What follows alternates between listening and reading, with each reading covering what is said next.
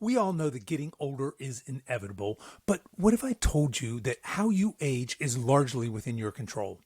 In this episode, we're exploring the cutting-edge science behind biological age and epigenetics and how these can impact your health, longevity, and overall well-being. I recently took a test to discover my biological age, and the results were both fascinating and surprising. In this episode, I invite you to join me as we go over my test results and dive deep into the future of personalized medicine. Stick around as we unravel the mysteries of aging and discover actionable insights to help you show up as the healthiest, strongest, most vital version of yourself in the second half of your life.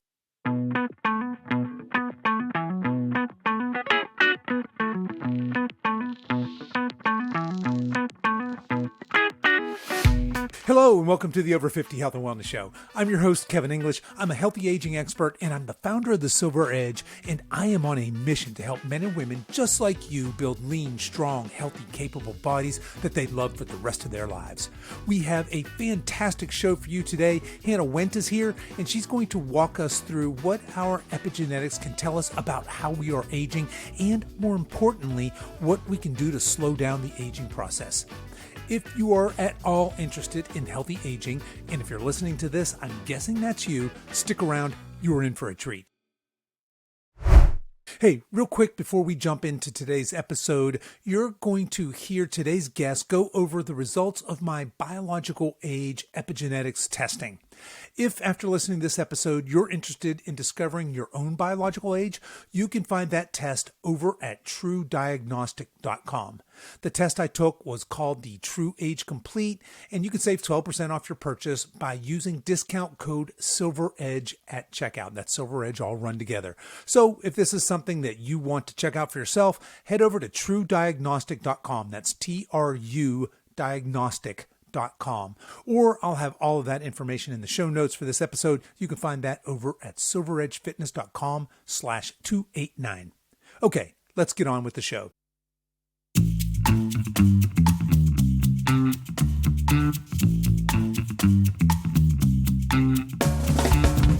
My guest today is Hannah Wendt. Hannah is the co-founder and director of operations at True Diagnostic, a leading epigenetic testing company that provides personalized health insights and recommendations based on DNA methylation analysis. She is also the founder of Everything Epigenetic, an educational platform where she shares insights on how DNA regulation impacts health.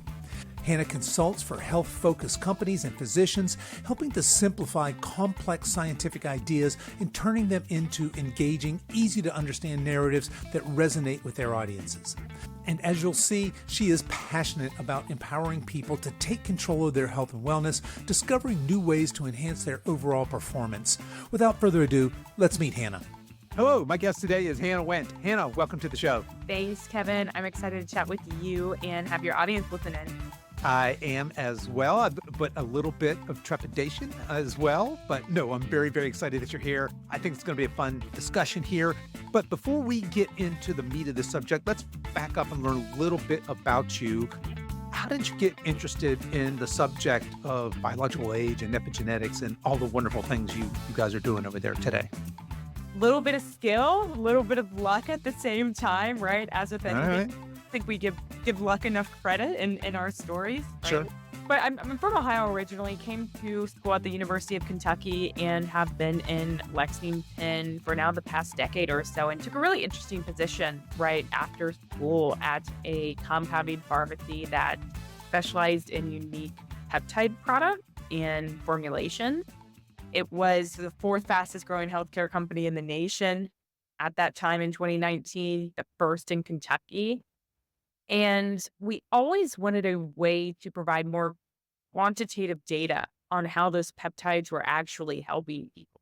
They were really new, novel products, which made them fun, but, made them maybe a little bit nerve-wracking, especially from regulators like the FDA. So that's really why I got out of it, though, was because of those regulators. In 2019, there were a lot of new laws around compounding pharmacies, which by law meant you could only create things that were FDA approved. So to make a long story short, we got out of that business, built the company, and we were creating True Diagnostic, though, on the back end without really knowing it at the time, right? What's the end all be all metric, the number one risk factor of every single disease out there, of death itself, and it's aging at the end of the day. Aging really rules them all. And, of course, after that, Kevin, there are rabbit holes we went down on how to measure aging. Is it grip strength, VO2 max? Is it telomere length? And we stumbled upon epigenetics, which is what we're going to be diving into today.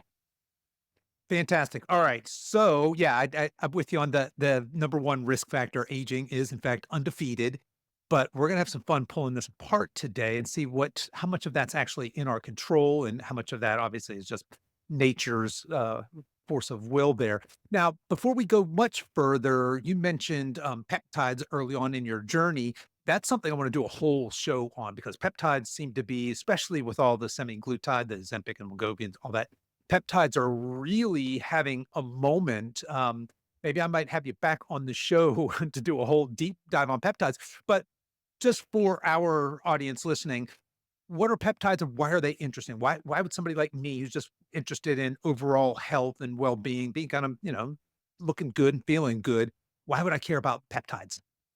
Yeah, absolutely. So again, when we had peptides at the pharmacy, they were mainly distributed to people who were healthy, right? People just like you, Hmm. Kevin. They were really marketed through our all cash healthcare providers as well. So integrative, functional, anti-aging docs. So by definition, peptides are usually naturally occurring in the body. They're short chains of amino acids, so little building blocks, again, that are naturally occurring in the body. And they're different from proteins based on their size. That's the one differentiating factor. So peptides contain fewer than 50 amino acids or building blocks, while proteins are much larger and they have more complex structures. So you can actually purchase these, molecules, these peptides. They can help you with all sorts of things, cognitive function, increase in libido. You can become tan off of some of them, one called melanotan. They can help immune function, cardiovascular support, really every single area of health, depending on where you're deficient. So I can recommend people to be on the podcast. They do a way better job than me. Okay, I'm going to take you up on that because it's been on my mind for a while to do a whole episode and deep dive on peptides. But basically, so what it sounds like you're saying is peptides then the end users of these products typically are people who are chasing optimal health. Is that fair? Oh, absolutely. Yeah. I mean, Hmm. there are definitely peptides that are FDA approved for specific conditions, but in terms of the audience that we were serving, it was definitely people who were healthy and either looking to optimize their health or, say, for example, became diagnosed with COVID-19. Maybe they have depressed immune function and wanted to take some immune boosting peptide to then help them get them back to baseline or even better than baseline. Right. Yeah, fascinating stuff. And if I'm not mistaken, then this is a murky a murky space for regulation. Is that right? You had mentioned FDA regulation coming in there, kind of messing up the program. But for example, your doctor can write you a prescription, you can get Wegovy or Ozempic, or you go to a compounding pharmacy and just say, "Hey, give me some semaglutide," and not have a prescription. Is that right? Yeah, correct. I mean, again, different class of peptides. They're by definition and by law, I think the stance the regulatory regions are taking charge of this is by saying, hey, we can only do FDA approved based peptides. There are a ton of, non FDA approved peptides that have really good research behind them. And it's, Gotcha. more of the lobbying work around them. So it's Right. kind of a dying field. I hate to Is always it? care of Yeah. news there, but there are ways you can still get them. That's Sure. Yeah. But it's very much, I would suspect, then a buyer beware situation, right? I would imagine if we're now there's regulations cracking down, it's harder to find these things. You want to be because I'm sure there's unscrupulous folks out there that would perhaps do some less than ethical things in that space. But yeah, it's an interesting area. Okay. Well, I didn't want to sidetrack us too much on peptides, but you brought that up, and I do think that I am fascinated with peptides and their role in health and optimal health. But let's get back to the subject at hand. I want to talk about aging. I want to talk about what we can do about aging. Now, We're going to talk about epigenetics and we're going to talk about biological age. I guess let's just start here. Let's start with the big scary word. What the heck is epigenetics and why would I care what that is? Yes, we're going to break this one down. So, epi is just a Greek prefix. It means above or on top of. So, we're just quite literally looking on top of your genetics or your DNA. So, I like to talk about genetics first because most people are familiar with that or more familiar, it seems. So, genetics is your baseline sequence where you're inheriting 50% from mom, 50% from dad. It is you, it is your makeup, who you are really as a person. That is stagnant. That's not going to change over your lifetime. It's going to be the same in every single cell all across your body. And like I mentioned, it's stagnant. So you can only really test it once. Now we have your epigenetics or how those genes, how your DNA is being expressed and turned on and off. That is going to really be different in every single cell type of the body, and it's going to be changeable across your lifetime as well. Hence, this is a little bit more exciting to the end user because they can get a baseline and make changes and actually come out hopefully better or maybe worse, depending on those changes. So it's an ever growing field of science, and there are a lot of analogies we can use there. Genetics is going to be your nature, epigenetics is going to be your nurture, genetics is going to be 20% of your entire makeup, epigenetics is going to be the 80%. I'll give you one more. Genetics is going to be the hardware, and epigenetics is the software Mm. controlling that hardware. I like that one. I think that resonates more with people who may be a little bit more unfamiliar. Yeah, I like that too. I hadn't heard it that way. That genetics is your hardware, epigenetics is your software. I do like that analogy. Uh, okay, so some really good news in there because I think what I heard you say is my genetics, the part that I have zero control over, just thanks mom and dad, right? Either for good, better or worse. That's 20%. Then does that mean that 80% of my health and all of these things that I'm chasing are within my control? Is that fair? Yeah, it does. I would say for the most part, there are Okay. some exceptions as with everything, and I don't want to get too into the weeds, but there's really awesome data around what's called epigenetic transgenerational inheritance. It's a mouthful, Ooh, that is a mouthful. but it's basically this idea that you are still inheriting some type of epigenetic modification through parents. So, for example, my grandmother actually smoked. And, when she was pregnant with my mom, I just found this out, and I was like she has passed away now, but I was like, "God, grandma," I wanted to shake her in her grave. Didn't know that, but was asking my mom all of these historical questions because I was diving into what traits could be passed down to me. And my grandmother smoking when my mother was in utero passed on epigenetic signatures to my mother, and my mother passed those on to me. So there's research and data on that. And you can change those to an extent, but some of those are set in stone when you're passing them through generation from an epigenetic standpoint. So it's still a new area of epigenetics and one that's undergoing a lot of discovery, but it's a really exciting one I'm super interested in because in animal models, you can track back those changes 20 plus generations. So it's very interesting. Wow. No, that is very interesting, being able to track back through generations. So is it fair to say then when we talk about a gene expressing in an epigenetic sense, is it fair to say that I have a genetic predisposition for either favorable or unfavorable genetic genes expressing? So in other words, am I more likely, say, to be diabetic than not diabetic? Am I more likely to be a fat storer than a fat burner? However, I can still change those things through lifestyle modification, but it's just going to be either easier or more difficult for me. Is that fair? Yeah, yeah.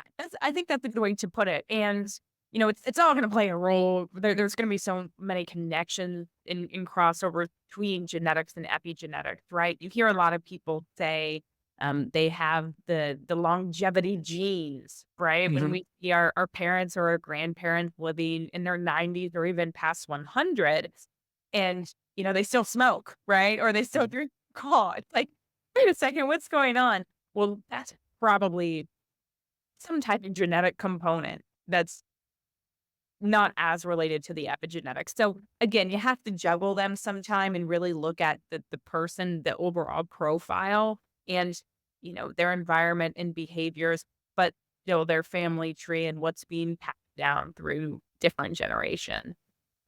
Okay, so this is just fascinating to me. So it seems to me then we can, I don't know if I have the right vocabulary here. Are you sequencing my genome? Am I even in the ballpark? I mean, what are you doing when you get my blood and how are you discovering my Yeah. epigenetic types and all this epigenetic information? What's going on there in your labs? Yeah. Let me take you through the journey. So we sent you a kit, Kevin, right? You pricked your finger, I gave us did. drops of blood, maybe more than a couple, 10 to 15.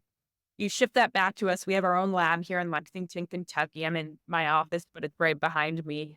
And we're looking at a percentage of those genes that are turned on and turned off, about 1,000,000 of them. And I want to, Okay, there we go. That's what I wanted to get at.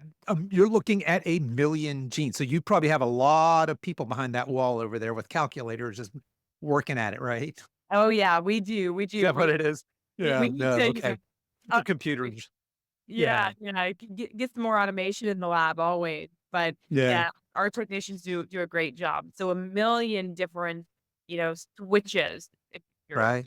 thinking about it in terms of like the switchboard and hardware and software analogy again. So it's a lot of data. There are a lot of positions. And then we take our published, publicly available algorithm and we'll get whatever outcome of interest is at the end. So as you know, we have a lot of different outcomes on our reports, and each of those are going to be, trained and validated in a different way. Okay, so just a tremendous amount of information that you can get from an astonishingly small amount of, in this case, blood, right? So that's what's happening here. This is a blood collection. It's at home. I just did a finger prick, and you're right. It was maybe a dozen or so droplets of blood. You're filling in this little circle, and then it gets back to you guys. You throw it into the supercomputer. You're looking at 1,000,000 plus points of data, and you're going to make this beautiful report. And out of that, I'm going to get a biological age. So before we kind of go further, what is biological age? What does that mean? What are we measuring and how are we measuring that? Yeah. So biological age, by definition, is how your cells are functioning at an individual level. And it's easier again when you think of chronological age maybe first, since we're more used to that, right? Chronological age is how long we've been on this earth. It only increases over time as time goes on. But we know, and if everyone wants to run through this exercise with me, it's kind of fun to do. So think of your chronological age, how old you are. Think of other people your same age, your peers. You probably know some of your peers who look way older than you. You probably know some peers who look way younger than you, but you're all the same age. So why the difference? And that's what the biological age is capturing at the cellular level, how we are different, even though we're all the same age chronologically. All right. So really what we're so this is interesting. You're looking then, is it fair to say you're looking at my cellular age? I mean, is this like the health of my cells? Yeah, yeah, exactly right. No, that's fair. And there are, many ways you can actually kind of measure the biological aging process. I named some of them at the beginning. You can quantify and make up equations for really measuring this. But what we found is that by measuring this through epigenetics and those on and off switches, it's the most predictive of health outcomes.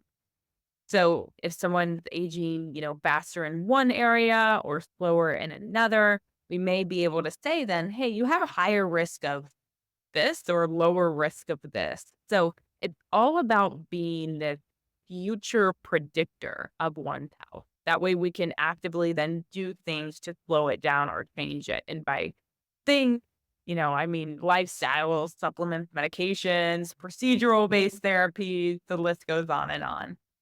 Okay. So let's dig into this. We're gonna have some fun. I've got my report here. I have seen the results. I actually did this a while ago. I just turned 60. Just there's the baseline. In fact, when I took this, my calendar age when I took this was I was 59.92 years old. So right at 60. And Hannah, what is my biological age overall? Yes, Kevin, your biological age overall, what we call our omic age, OMIC age, it is a algorithm we just released in October last year that we created with Harvard. It is going to be 52.48. So just a Well, little bit higher. dang it, man. All right. Okay. So let's kind of if you don't mind, let's have some Yes. fun and walk through this because I was surprised when I saw that, to be honest with you. Feel like when I compare myself to my 60-year-old peers, I seem to be doing pretty good. Yeah. I'm pretty strong for my age. I'm fairly active. Not as active as maybe I was a few years ago from a conditioning standpoint. But let's kind of talk through this. Let's talk through some of the points that bring this up because I see in here as I scroll down through here, I see all these scary sort of in red things, my risk for cancer, my risk for heart disease, my risk for stroke, type 2 diabetes, COPD, depression. All of those are greater because my biological age is more than my chronological age.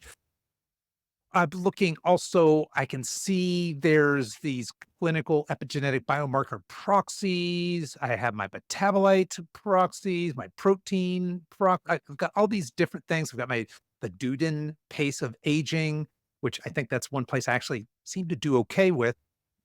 Help me as I look at this course. And then there's the other risk, which is the risk of death is increased. I don't like any of that.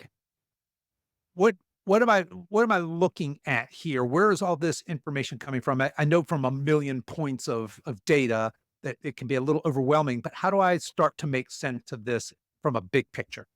Yeah, definitely. So big picture, let's think about aging, biological aging. That's what it's going to come down to at the end of the day. So we can sit here, Kevin, and talk hours and hours late into the night and dive into each of these individual outcomes. But at the end of the day, it's are you aging, faster or slower, and where can we make the biggest impact to help you?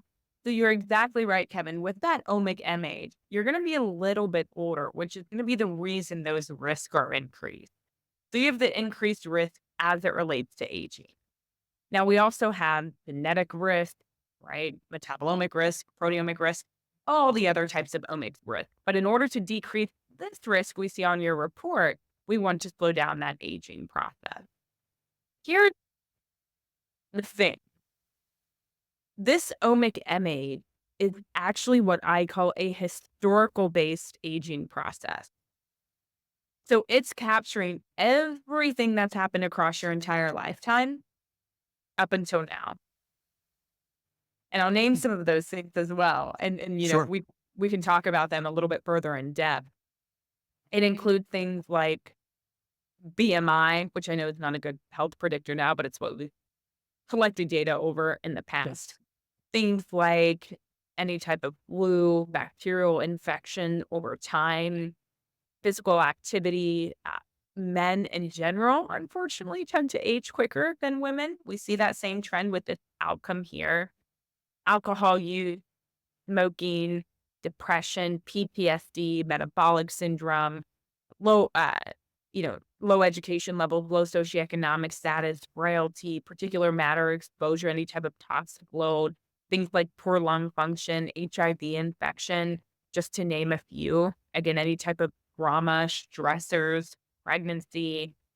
I already mentioned viruses, but COVID-19 infection, elected, unelected surgeries, the list really goes on and on. So if you check yes to any of that, I think just humans in general have probably Yeah. felt some type of trauma at some point in their life, right? We're kind of already losing at the aging game early on, depending, on what type of trauma and to what extent that happened. I'm using that as an example because it's pretty familiar across the human species in general.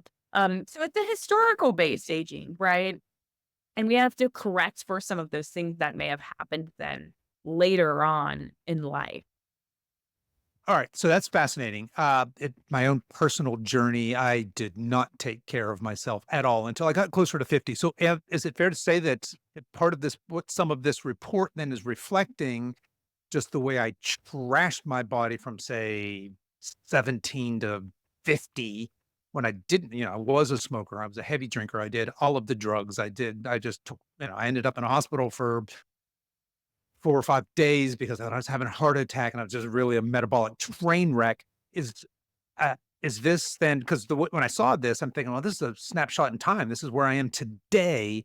But is there really some sort of historical? Am I still carrying some of that baggage with me? Am I paying for the past sins, so to speak? Yeah, definitely. It seems like you're doing better now. I mean, you're slightly elevated. It's difficult to get these markers lower or below your chronological age. It's no easy feat, right? Because you're defying time almost in a way, depending on how old, Right. Yeah. Right. right? And what's even harder is when you take this, hopefully you retest, in 6 to 12 months, because by definition, we're on this earth for 6 or 12 more months. So you're trying to go the opposite way. So, Right. Right. any type of outcome that we're getting at that point or below chronological age is extremely impressive. Any type of reversals or slowing down of that, even more so. So, yeah, I think this is still a fair score for you. What's really interesting and what people really ponder on for quite some time, what if we tested you, when you were in your 30s or when you were in your 40s or when you were sitting on that bed, right? What some of these markers could look like, or what could have been elevated. Yeah, no, that's true. I probably was still 62 years old when I was 45 years old. So in that case, I might be doing pretty well. All right, I have a couple of things in here that I just wanted to ask you about because you're right.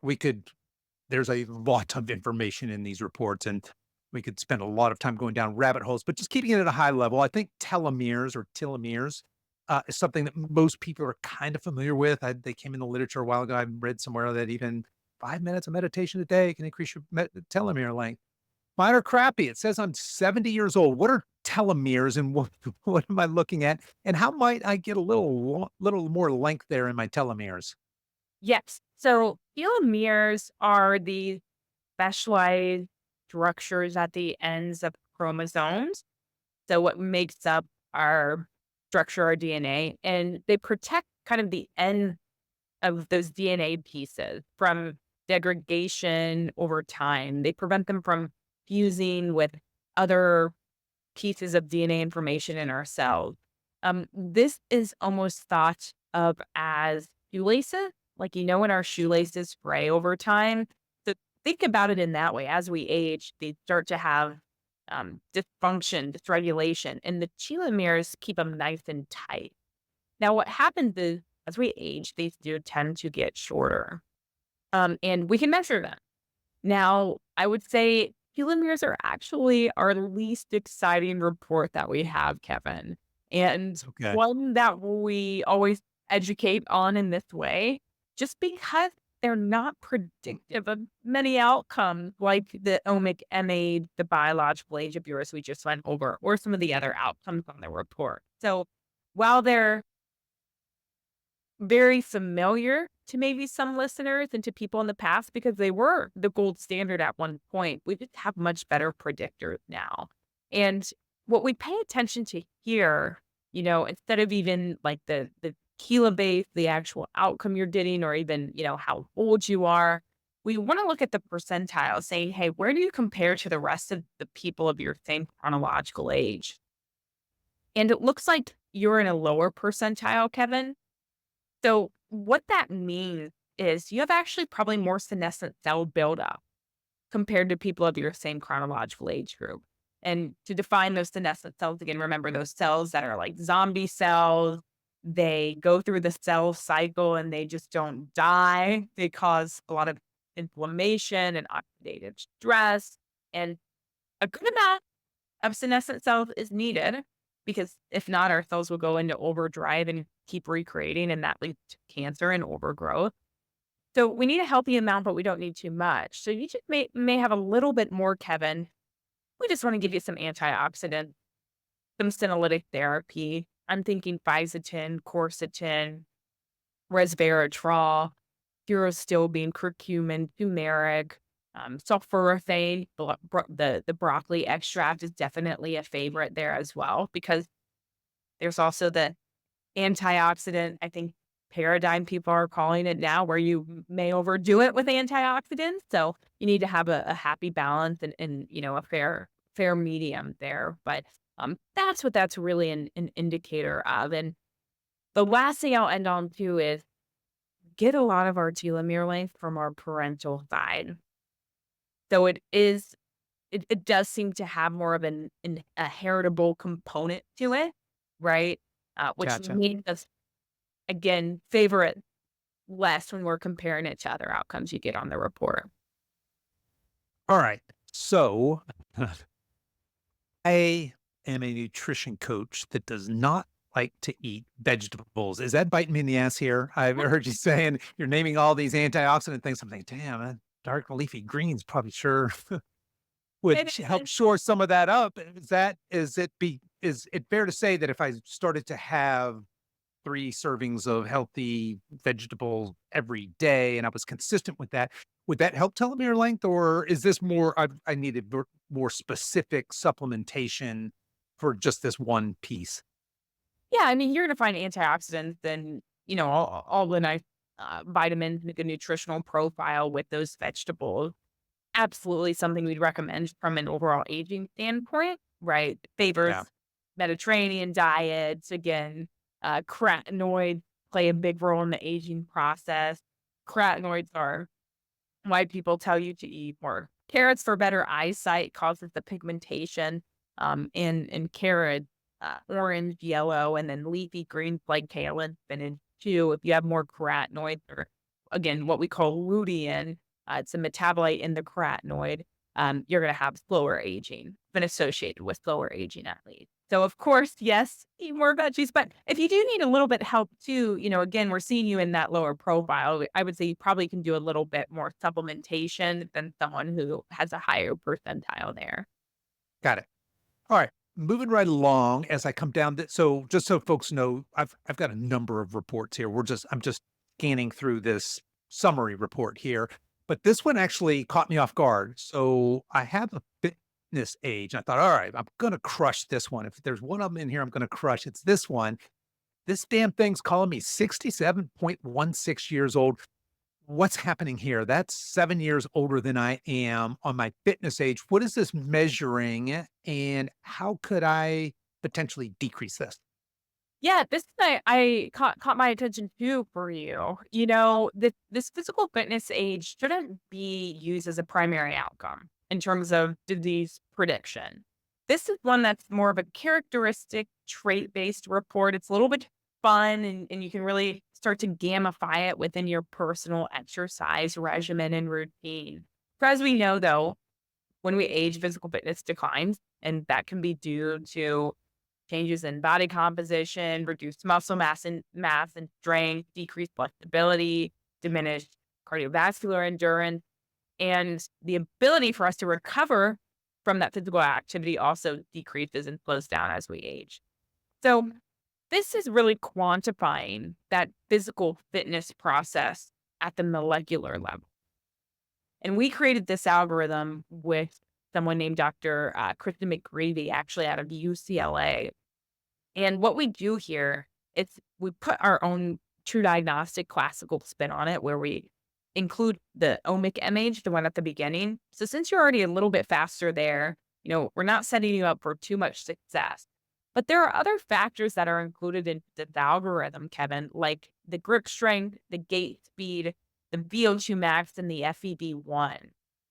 So if you scroll down just a little bit more, you'll notice you're in the 54th percentile for grip strength, but all of the other ones are a little bit lower than that. I'm looking, at VO2 max and gait speed in particular. The grip strength and gait speed we traditionally think about as anaerobic exercises, right? You don't need much oxygen to perform those.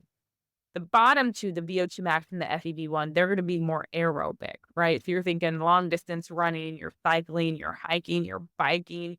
Usually when I name those things off, people go, yeah, I'm not doing them. Right. They're like, Yeah. sure. So more of that consistent cardio endurance state. And look for you, we're seeing it a little bit lower in the VO2 max marker. Do you feel like you excel there? No, actually, that's very fair. So once upon a time, I would have been crushing the bottom half of that, the VO2 max and the endurance stuff. I was doing marathons, triathlons. I've done those in years. But for a while there, I actually made a run as a quasi-competitive CrossFit athlete. So my conditioning game was on point. For the last few years, I really haven't done, I've not kept up with that. In fact, I did this crazy experiment with myself at the back half of last year where all I tried to do was gain weight. I was trying to get stronger, get more muscle mass. I was eating 4,400 calories a day. Didn't end Yeah. up quite like I wanted it to. So you actually, and that's probably, I took this blood test on the heels of that, right? So maybe Yeah. not my best blood partners at that point, because I was force feeding myself junk food just to hit that calorie goal. But yeah, I'm kind of looking at, say, like grip strength, and I've just scratched my head. Using my Yeah. grip strength from my blood droplets. Yes. Yes. That's an important point. So, and I want to preface by saying these aren't perfect markers, right? You're like, Sure. well, wait, Yeah. what did you give that? And Yeah. I you doing the physical function test, like, yeah, well, what's going on here? This is what we define, Kevin, as an EBP, epigenetic biomarker proxy. We coined this term. I think it's really, really cool. We coined this new term at True Diagnostic. There are different versions of what this has been called in the literature before, but it's basically meaning that we trained the algorithm on that physical function data. So to create it, we took thousands and thousands of people and took their DNA we took their epigenetics, excuse me. At the same time, we took their physical function test. So we took their epigenetics, their VO2 max, FEV1, grip strength, and gait speed, and used that to then create the algorithm or the predictor by just looking at the epigenetic. Gotcha. So it's an extrapolation, right? Got it. Yep. Um, Makes but sense. Yeah. why it's so exciting too, because we can almost do that with anything, right? As long as we do it correctly. Okay. All right. Yeah. So you get a fairly, like you said, a proxy. You get a decent idea of what my grip strength is without watching me, say, deadlift 300 Yeah. pounds and say, does he have to go cross switch grip or has he got a good grip? Right. So, okay. Kind of makes sense. And then gait speed's another one that kind of scratched my head. Well, I'm a pretty tall dude. I walk pretty fast. What does it mean? But now I see that if I have a large enough population and I have all these markers and I can test these things, then I could then extrapolate that into other populations. Is that what's happening here? Yes, you're Got it. exactly right. Yeah. Got it. One thing I wanted to bring up too, Kevin, if you don't mind, that I thought was really positive, for your report. Is that okay if I bring the Oh, no, please. Yes, I need okay. some positive in here as Well, well. I Sure. bring this up maybe even right after the biological age we went over. So the biological age I mentioned was historical, right? It's capturing everything. But again, you can change any of this that we're talking about on the report. All of it's going to be changeable. There's a metric on there called your Dunedin pace of aging. Right. So weird Okay. name. With Yeah. study that took place in Dunedin, New Zealand, actually. Really Oh, that. interesting, cool longitudinal study. And this is more of like a 3 to 6 month running average of how you're currently aging when you take this test. So it's current. It's differentiating the past from what you're able to do now. It what I would say personally, but also I'm making this opinion is from the data that's available on the tool, this metric. I think it's by far the gold standard in both the clinical and research setting for N of one precision based medicine. Very, very unique in terms of how it was built and how it's measuring it. And you are at, let me check again to make sure I have this right. I did see that was a bright spot for me. Yeah, 0.8. So this comes out not as an age, but as fraction of Yeah. speedometer. It means you're aging 0.8 biological years for every one chronological year, which is fabulous. Usually, the goal is around zero point 0.7 or 0.75 because we say, hey, if you think about it in quarters and you keep it like that consistently for 3 years, you're chopping off a year off your biological age. Sure. So you're Okay. doing great there. And you're way below the average trend line, right? The population too. All right. So what I hear you saying then is that my overall lifetime history of aging is pretty close to what my calendar age is. I'm just a couple of years above that, but what I'm doing right now is my kind of my bright spot. That is much. So I'm I am aging. What is it? However that math works. Um, um, I can't remember what my score was. It a point 8? Point eight, yes. Gotcha. Yep. Per year. Okay. So, all right. Well, thank you for bringing up my bright spot Yeah. there. I do like that one. I wanted to go, well, just very quickly. There's a smoking and drinking here. I've got a long history of smoking and drinking. I obviously don't do either of those today, but looks like my risk there says your epitype value is 82%. That was also in the green. Um, Good news there. If you stop doing something bad, then you get the bad results, I guess, go away. Um, I want to talk to you about this next one. This is fascinating to me. There is a weight loss response chart on here. And I know, let's see, and it turns out I am an intermediate responder, but I guess okay, so there's a separate report for this where I saw some of the other information in there. Talk to us, what the heck am I looking at? Weight loss responder. So you're talking about how I would react to a calorie deficit. Is that right?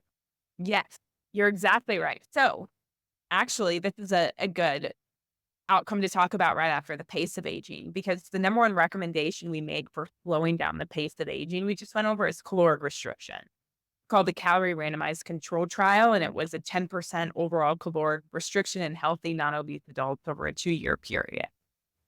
Then people get to this report and say, well, wait a second, I will or will not lose weight. What does this all mean? Well, this is just in terms of weight loss. So regardless of this outcome, we still recommend caloric restriction for increasing longevity, health span, lifespan. This is just saying, hey, Kevin, are you going to lose weight with caloric restriction? Yes, no, or maybe. Because it's not calories in versus calories out, right? It's actually how we're metabolizing those calories and that energy expenditure over time too. So you fall, like you mentioned, to that intermediate category where it's like you may or may not, let me count these here. You have one more what we call hypermethylated status compared to hypo. So you may be leaning a little bit more towards, you may lose some weight with it rather than being, right down the middle. Um, that's what we're really reporting out on there. This is fascinating to me. Okay. So this is intermediate. And just so you know, I, I, like I told you, I had this crazy experiment last winter, really tried to get strong, try to bulk up. I gained a ton of weight. So, January came along. I was like, all right, mostly what I did was get fat. I got strong, but I got strong and fat instead of strong and jacked, which was what I was really trying to do. So in the spring months, January, February, I started my calorie restriction, pretty predictably dropped that weight. I mean, Oh, that wow. happened for me. So, I guess nothing fabulous, wasn't alarming, but yeah, I dropped that pretty easily, I would say.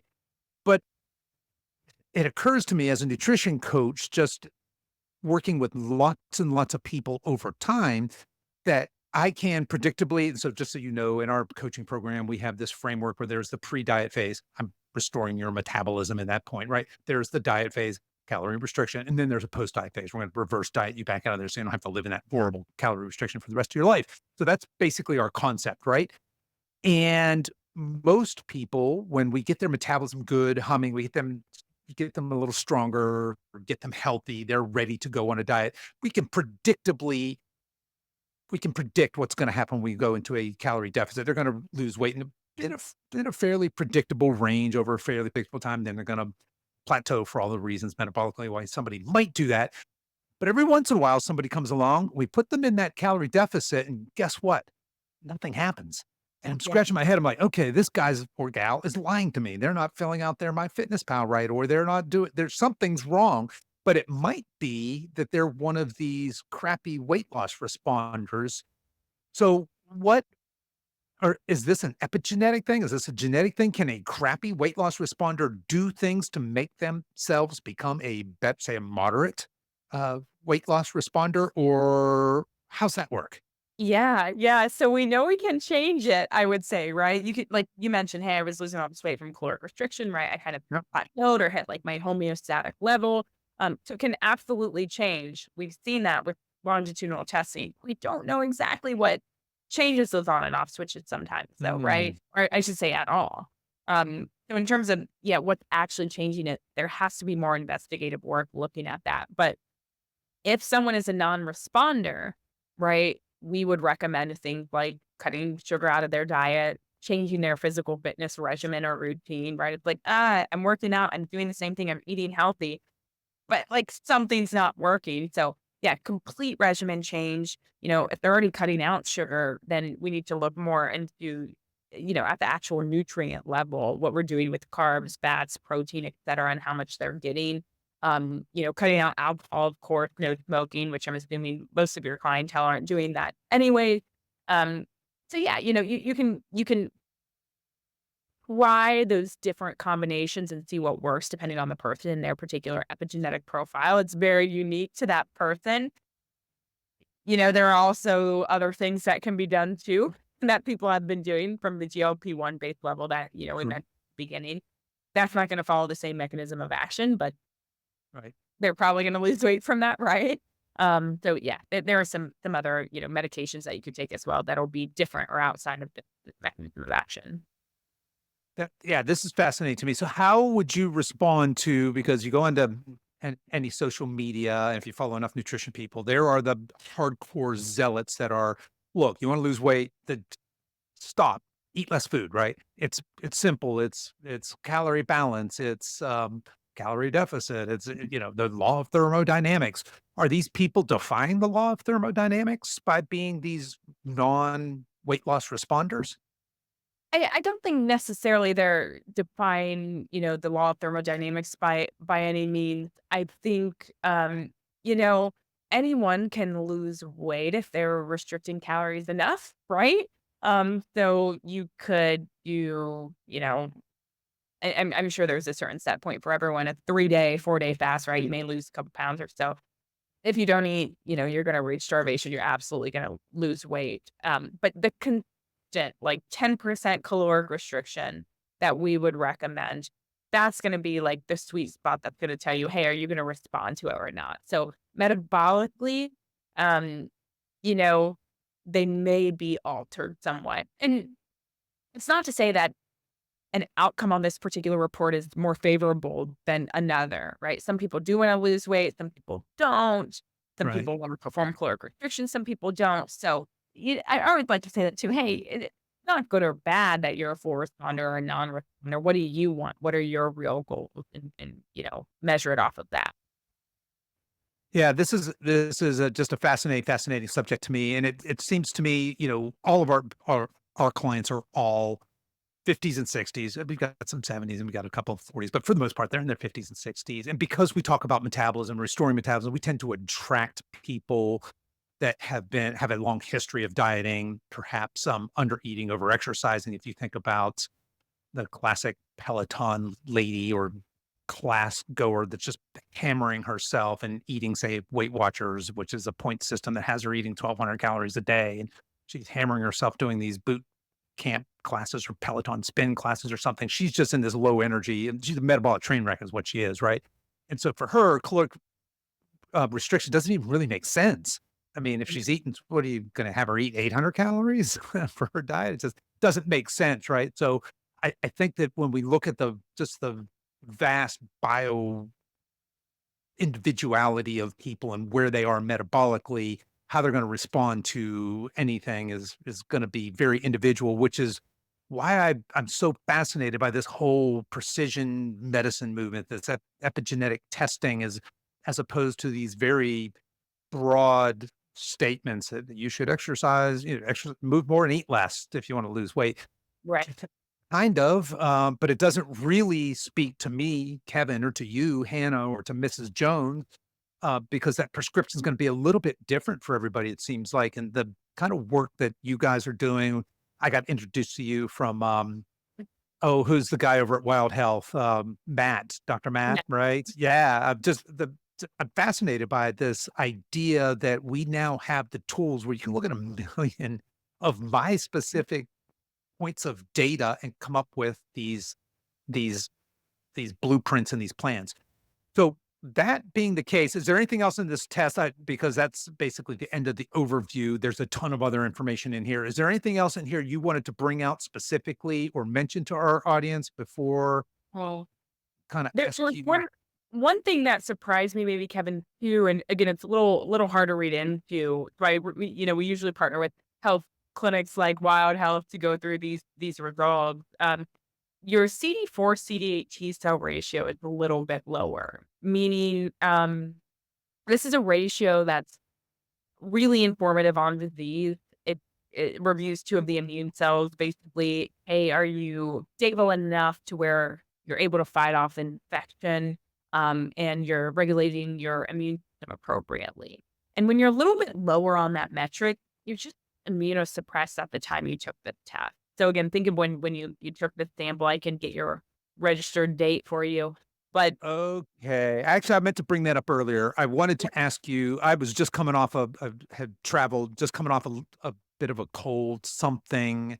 So I wasn't 100% when I took the blood. I'm thinking it's blood. It's yeah, not going to matter.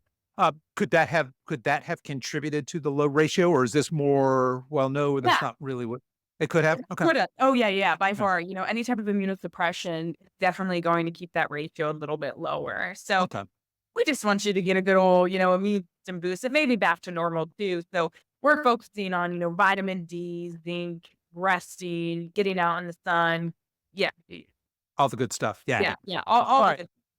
good. Perfect segue then. So let's just take everything just at a high level, the things you see from me. What's my prescription? What's my prescription for next time we talk, or next time I do a blood test? I'm I'm going to be in my 50s and not in my 60s in that overall score. How can I best move the needle here? Yeah, what I would do if we had, unlimited time, I'd really sit down with you and understand a little bit more about you and kind of 4 separate pillars. Some we hinted at, but really diving into nutrition, really diving into stress, sleep, and physical exercise as well, right? Those are the big 4. We're really, really honing in on lifestyle factors first before we start to supplement or throw medications at it. Outside of those 4, there are more that we've also hinted at. There's smoking, alcohol consumption, which you said you do neither, which is great. There's also gonna be reducing overall toxicity and toxic load.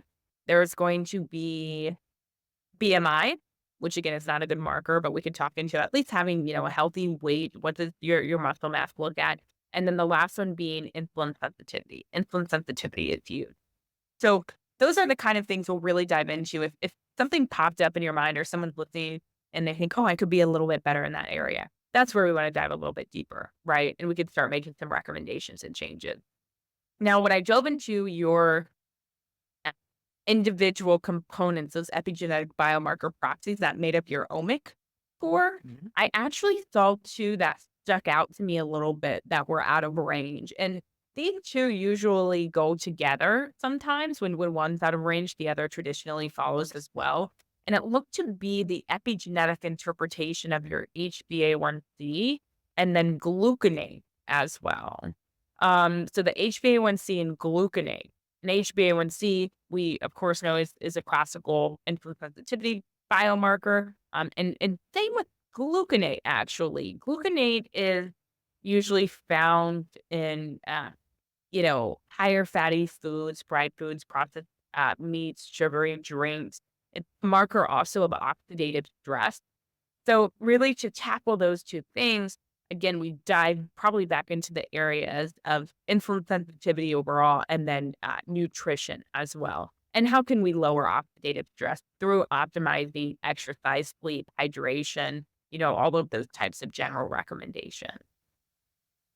Gotcha. Okay, so the first line of defense then is going to be just all of the life cycle things, all of the lifestyle things, right?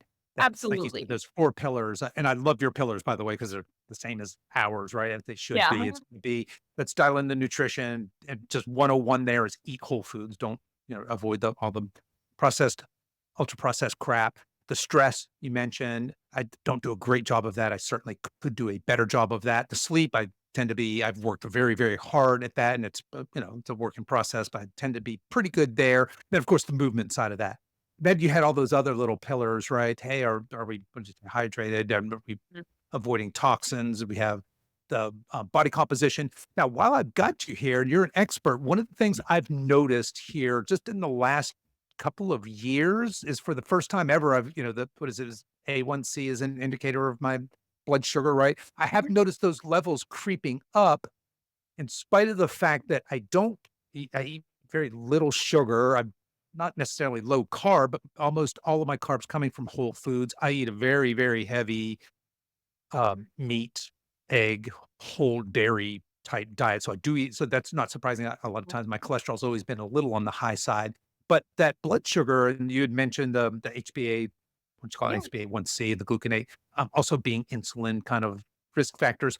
What do you suppose is going on there? And I mean, because when I think of blood sugar, I think, oh, okay, let's exercise and, let's do some strength training, get some more muscle on your body. That's a glucose disposal site. And I think of reducing refined carbs. I think I do a decent job of both of those. Do I just need to do more of both of those or what's happening? Yeah, it's interesting. You definitely want to, again, this test is not a replacement for those traditional, Sure. biomarkers you're testing as well. So I want to put that out there and voice Yeah. that, right? It's great that you're testing both though, and you're actually noticing that trend. So, yeah, you think of dietary changes when you think blood sugar right away. And it seems, Mhm. with your line of work, you're doing an amazing job, reducing carb, increased fiber, maybe that might be one to work Mm, at, I think right? fair. Yeah. Veggie, Yeah. more fruit, Yeah. choosing more healthy fats, eating a lot of protein. I think where we're missing the mark some is everyone on social media, right, is pushing protein, protein, protein. I think there can be a tipping point where it's too much, right? I think you need to get your protein and I think you need to get it in, or nice, healthy, whole food, organic ways. But I don't know. I feel like that's been coming up a little bit more in conversation. So that might be a piece we Mm. hear soon. Or right people are so surprised that, they're going from vegan or vegetarian and now they have to get all the animal protein, right? That's not new. I mean, we've known that for quite a while, but we may want protein in moderation. Um, some excessive protein has been linked to stimulate insulin production. So it may be producing a little bit more in the body. And then same for like timing of eating, right? Where maybe you do want to do some caloric restriction. Maybe you want to mix that up with intermittent fasting or time restricted feeding as well, right? Making sure you're not eating right before you go to bed. Um, I work out, I wake up and I'm fasted. I've just always been that way. So yeah, timing of your food is very important too. Interesting. Okay. Yeah. Because obviously, intermittent fasting's having a day as well, right? That seems to be very, very popular. A lot of wild claims there.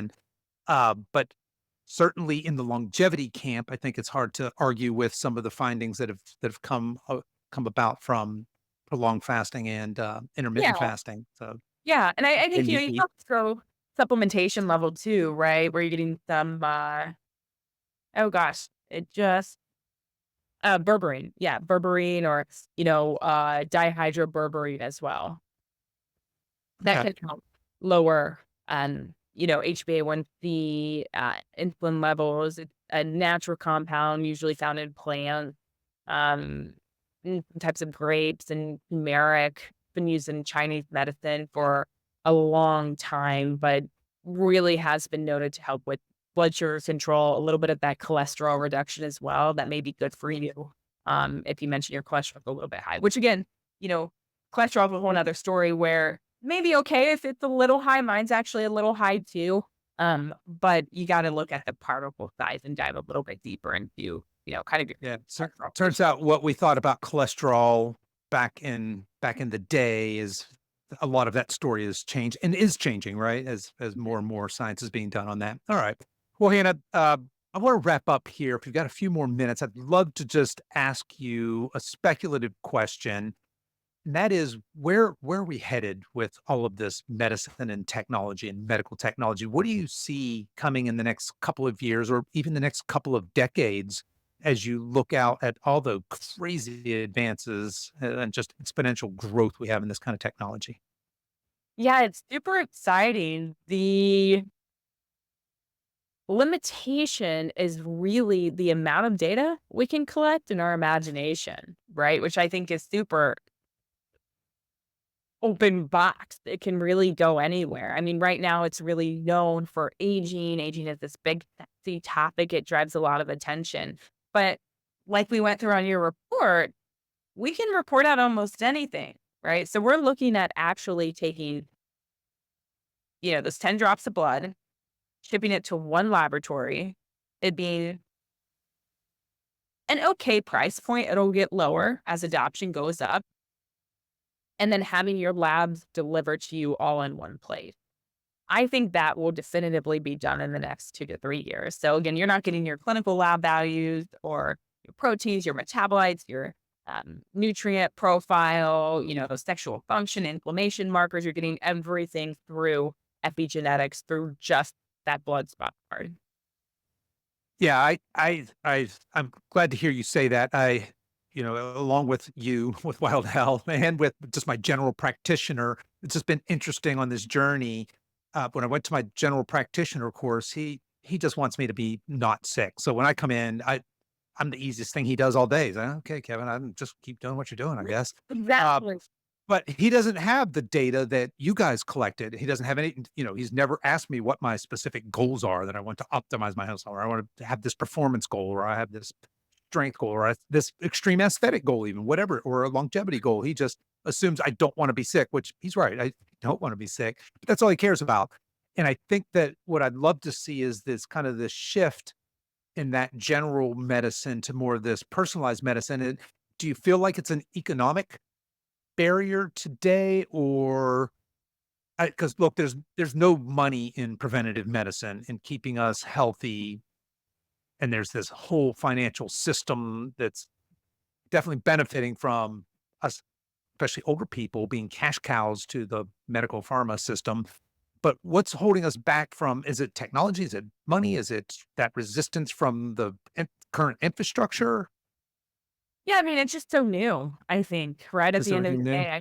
I think the adoption is definitely increasing, right? It's everywhere I look, and I'm definitely probably the ideal target, and you are as well, right? With what we do, but I think it really is that it's so new. I mean, this stuff came out, epigenetics came out after the iPhone, which is mind-boggling. Yeah. We only could really start measuring aging 10 years ago. And in the last year, we just discovered we can report out other outcomes too. So it's just really, really new and novel. Obviously money's always going to play a big factor, right?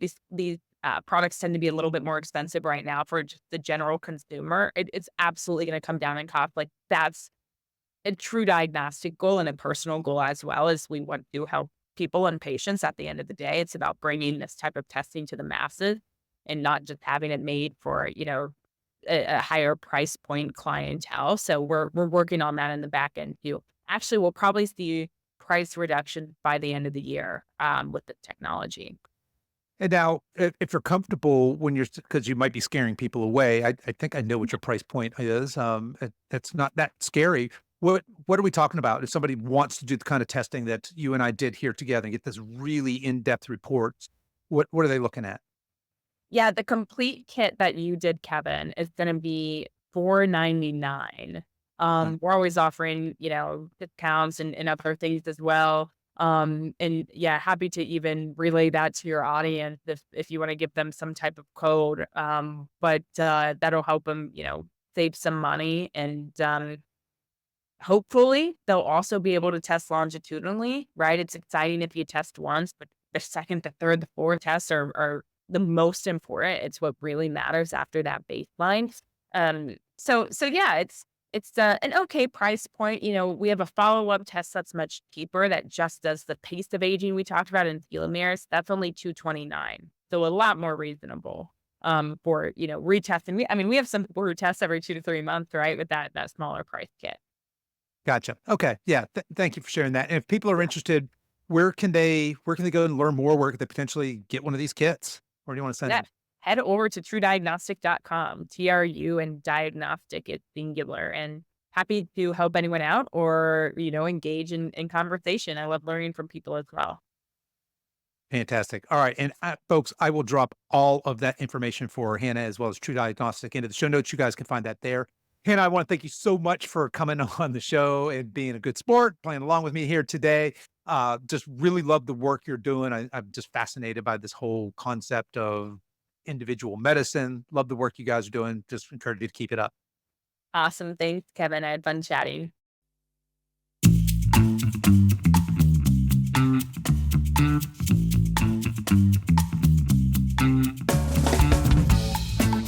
Okay, that's our show for today, folks. If you've enjoyed this podcast, I want to let you know that we have other free resources over at silveredgefree.com.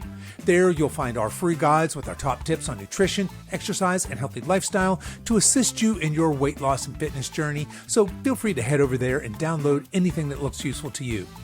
I'll put the links to everything we talked about in the show notes. You folks can find those over at silveredgefitness.com/289. As we wrap up our time together today, you can show your support for this show in two important ways. The first is to tell a friend about this podcast and encourage them to give it a listen. The second is for you YouTube folks to click on the like and subscribe buttons, and for you podcast folks to please give this podcast a 5-star review on whatever platform you listen to podcasts on, and be sure to subscribe and follow so you don't miss any future episodes. I really appreciate you spending your time with me today, and until next time, stay strong.